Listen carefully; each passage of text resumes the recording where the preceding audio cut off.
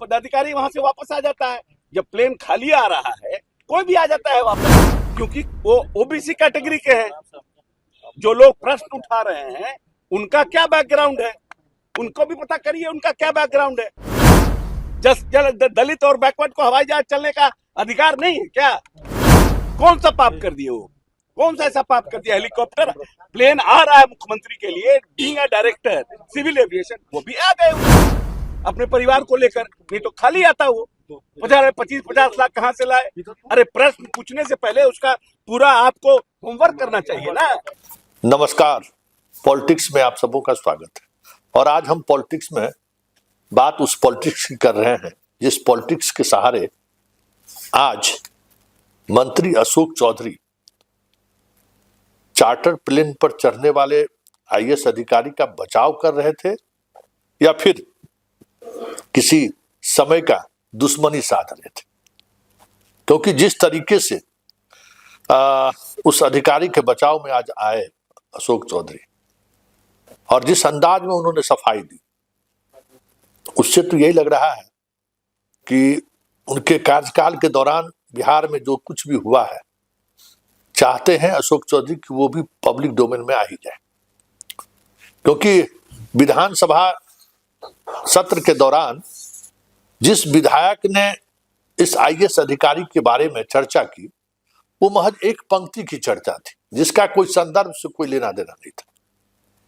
लेकिन उसको आप संदर्भ के साथ जोड़कर इस आईएएस अधिकारी का भला चाहते हैं या बुरा चाहते हैं, क्योंकि बात निकली है तो दूर तलक जाएगी।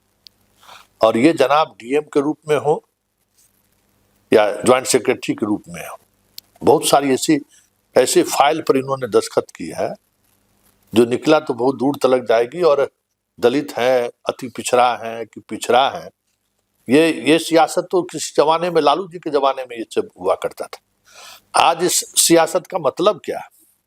पदाधिकारी की जाति कोई हो, पदाधिकारी काम से जाने जाते हैं नीतीश के समय में ना। तो अशोक चौधरी जी, आपने बात निकाला है तो कुछ बातें हम भी कह देते हैं। अभी जिस आवास में जनाब रह रहे हैं और जिस दबंगई से रह रहे हैं, क्या वो आवास इनके लिए आवंटित है क्या? बात निकली है तो दूर तलक जाएगी। विद्युत विभाग में इन्होंने जो टेंडर किया है, उस टेंडर में इन्होंने जो खेल किया है, अगर वो चीजें सामने आ जाए ना तो अशोक चौधरी जी आप भी चेहरा दिखाने की स्थिति में नहीं रहेंगे। क्या है इनकी योग्यता? कौन सा बिहार के शिक्षा में इन्होंने अलग जगाई है? कहां खड़ा है देश के मापदंड में बिहार शिक्षा के क्षेत्र में? किसकी चर्चा आपने कर दी? नीलेश देवड़े का शिक्षा के क्षेत्र में क्या योगदान है? वो स्मार्ट बोर्ड या क्या, किसकी चर्चा आप कर रहे हैं?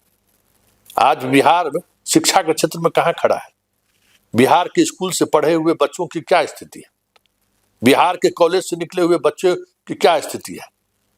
आज स्थिति यही है कि बिहार के स्कूल और कॉलेज से बच्चे चपरासी की नौकरी लेने की स्थिति में देश स्तर पर, आईएएस आईपीएस तो छोड़ ही दीजिए, समझ गए ना। आज आप देख लीजिए ना बीपीएससी के टॉपर कहां से आ रहे हैं। आज आप टीचर्स की बहाली की है, 40% से अधिक बच्चे दूसरे राज्य के आए हैं, जबकि एक दौर था जहां बिहार के बच्चे से पूरे देश के बच्चे बीट नहीं कर पाते थे। किस राज्य में बिहार के लोग जाकर नौकरी नहीं की, सरकारी नौकरी नहीं प्राप्त की? आज स्थिति यह है कि रिजर्वेशन का कोटा छोड़ दीजिए तो 40% जगहों पर अनरिजर्व कोटा पे किसी न किसी रूप में बाहर के बच्चे आ रहे हैं।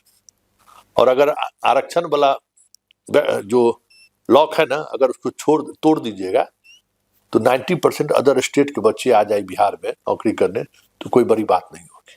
इसलिए नीलेश देवड़ा जी शिक्षा के क्षेत्र में क्या काम किए हैं और आप उसको सर्टिफिकेट दे रहे हैं। आखिर इस सर्टिफिकेट देने की जरूरत क्यों पड़ी? इंतजार कीजिए, बहुत जल्द एक बड़ा खुलासा होगा और वो खुलासा जिस दिन होगा उस दिन सवाल आपसे भी होगा। जरा सुनिए नीलेश देवरे जी का किस तरीके से ये बचाव कर रहे हैं। चार्टर प्लेन वाली बात पर तो बात हो गई, लेकिन कई और गंभीर आरोप इन पर है। उन आरोपों की का तो एक कह सकते हैं कि ये होता है ना, एक हम क्लू दिए हैं। आगे आगे देखिए अशोक चौधरी जी जिस तरीके, और आप सर्टिफिकेट दे रहे हैं, वाह क्या बात। मतलब अशोक चौधरी जैसा मंत्री एक आईएएस अधिकारी को सर्टिफिकेट दे कि उनके जैसा अधिकारी कोई नहीं है, तो बिहार की जनता को फिर उसके लिए कोई सर्टिफिकेट की जरूरत नहीं है। जरा सुनिए अशोक चौधरी क्या सर्टिफिकेट दे रहे हैं। ये कुछ लोग जानबूझ करके, वैसे लोग जो लोग लगातार सरकार की नीतियों पर पदाधिकारी काम कर रहे हैं, खुद बांका में रहे, बेतिया में रहे, तो उन्होंने शिक्षा के ऊपर एक नई शुरुआत किया दिए, और बाद में नीतीश जी ने उससे प्रभावित होकर के उसको पूरे प्रदेश में लागू करने का काम किया। बेतिया में भी उनका कार्य बहुत सराहनीय था, फिर मधुबनी में भी रहे, और एक अच्छे पदाधिकारी के रूप में प्रदेश में हैं।